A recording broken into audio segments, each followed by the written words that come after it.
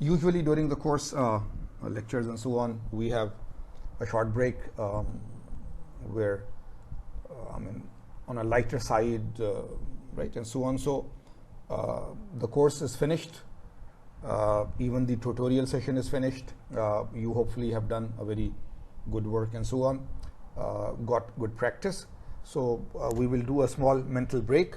But a small note here that after the break and after my message about the end of the course, I have put one or two tutorial problems from chapter 3 on crystal structure. So as I said in the beginning, crystal structure is not included in the final exams. Therefore, if you like, you may not go through the solution of the last two tutorial problems. And if you want strength, and if you want to be very sure of the solutions that you did in earlier quizzes and midterms and so on, then you can go through the last two problems also.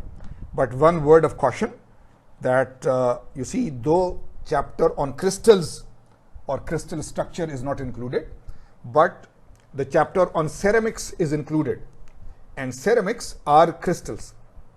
Mostly ceramics are crystalline in nature. Therefore, the knowledge of crystal structure is critical to solving problems for the ceramics chapter. So therefore, if you revise crystals strongly with the tutorial problems, then you are in a better position to handle the ceramics chapter. Okay? Let me just leave you with a small, more enjoyable moment. A man was in his office and he got too tired and so on with meetings and work and so on. So he said that for a couple of minutes, I will relax. So he made a call and said, "Hello, darling, how are you?" And then he got the answer, "What? You are in such a good mood? You are calling me darling? And what happened to the fight in the morning when you left for office?" He suddenly closed the phone and said, "My goodness, I called my wife." Joke is over. So that is it. With that, my prayers, right? All the best for the final exam, inshallah. It was very nice having you with me here. Hopefully, it was good for you also. I repeat myself that materials science and materials engineering is one of the backbones of engineering, especially so for mechanical and civil people and so forth, but for every engineer, because without a very solid, good knowledge of materials, we cannot be good designers, and we cannot be good in the field of manufacturing. And if we are not good in design and manufacturing, then that is engineering. Whole engineering is design and manufacturing. So this course is a very fundamental course. Hopefully you have enjoyed it. Hopefully you have learned quite a bit. Hopefully this will lay a good foundation for all the future courses. In manufacturing, you will need materials knowledge. In design, you will need materials knowledge. In final year projects, you will need materials knowledge. So hopefully, and in your real field, you will need it. So hopefully this was a good course for you, and hopefully you learned a lot. And unfortunately this time, if things were almost all online, we could not help that. But otherwise, thanks a lot for being with me.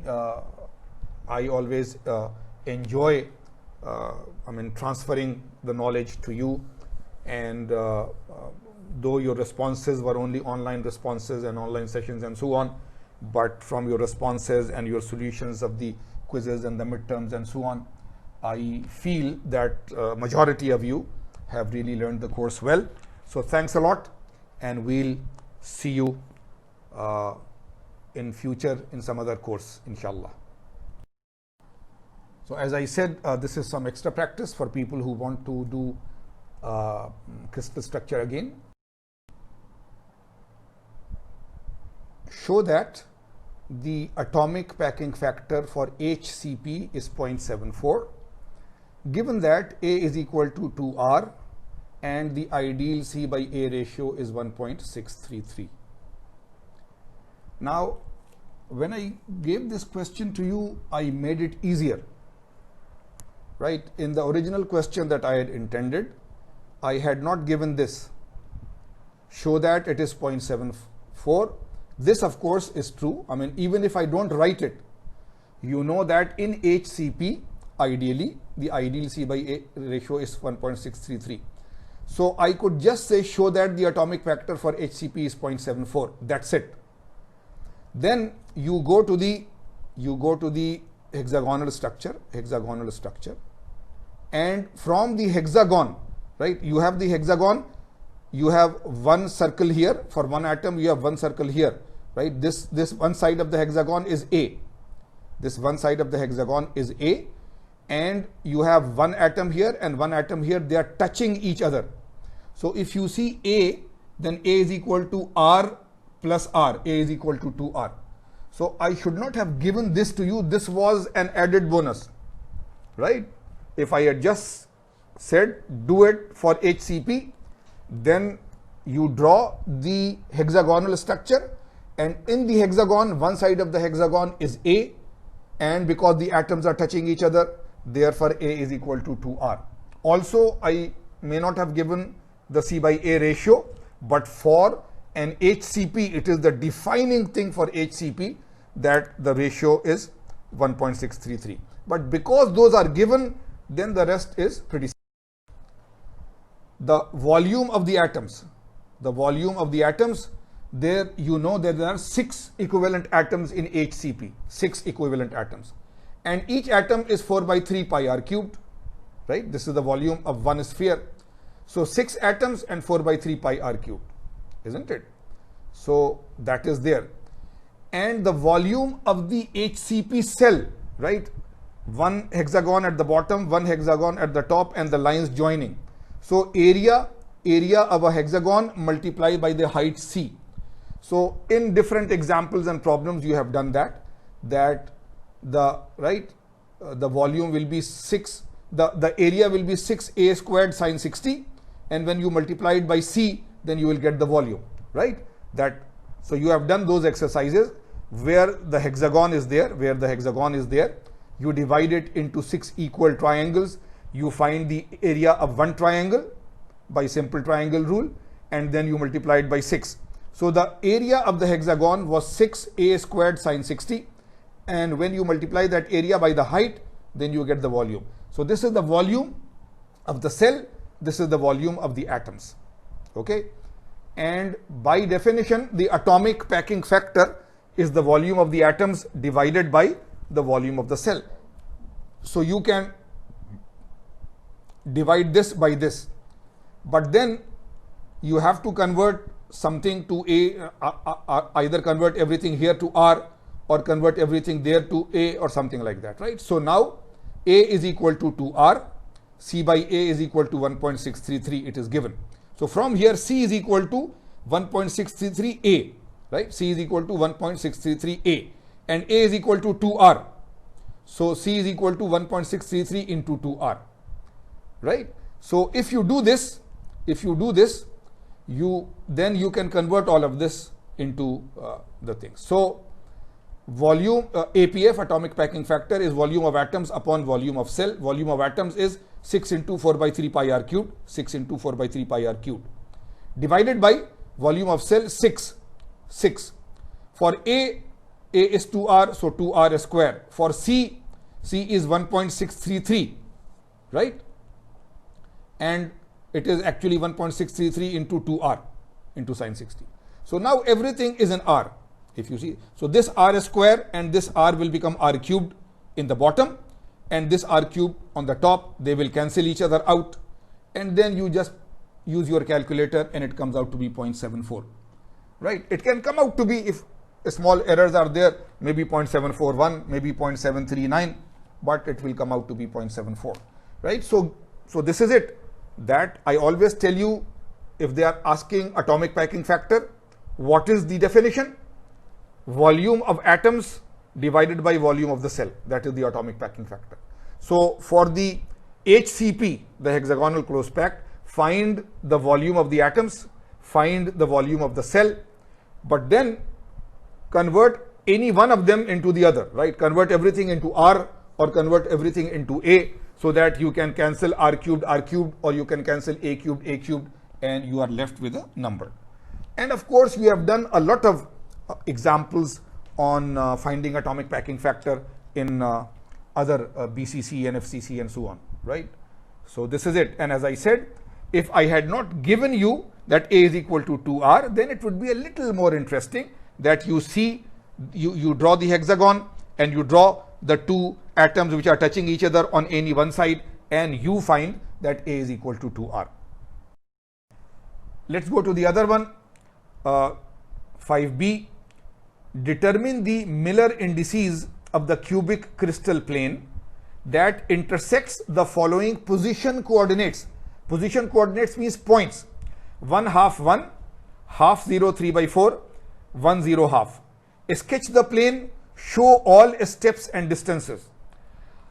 Even if I don't write this, you must know that, you see, in the beginning of the exam or the quiz, I say show all calculations, show any graphs or figures where necessary. So that is a general thing anyhow, and that should be there in every course, not just this course, any course. That, you see, if you want to prove to me that you authentically really know what you are doing, then show all the calculation steps, and if you are using any graphs or any figures, then show them. Otherwise, if you just write the answers, then I have no idea whether you understood it or, na'uzubillah, you got it from somewhere else, right? So show the answer with everything. So now here there is a plane, that, right, and it says cubic, right? So it means that it is in a cube. It is easy, it is in a cube. It is not a hexagonal. So that is there, right? It is a cube. And there are 3 points only. Remember, with comma, comma, comma, in parentheses, these are points. So there is a plane and 3 points in the plane are shown, right? So draw those points on the cube and try to join these points and see that what is the plane. Do you understand? And once you have done that, then find the Miller indices. Okay? So let us do that. Now, don't read anything. Here is the thing. You have a cube. And this is the origin, 0, 0, 0. So the points that were given to you, 1, 0, half, you go 1 in X, you don't go in Y, 0, and you go half in Z, 1, 0, half. So this is 1 point. Half 0, 3 by 4, you go half in X, you don't go in Y, and you go 3 by 4 in Z. From here half, you don't go all the way up, you go 3 by 4 up. So half 0, 3 by 4 is the other point. 1 half 1. So in X you go 1, in Y you go half, and in Z you go 1 all the way up, right? 1 in X, half in Y, and 1 in Z. So you have 1 half 1. So this is the starting point, that these 3 points, this point, and this point, are on the plane. So the first thing is that join these. This one is your plane. So, right? So join this to this to this. This is the plane. So you are seeing the plane. So this is the first part, that the points are there.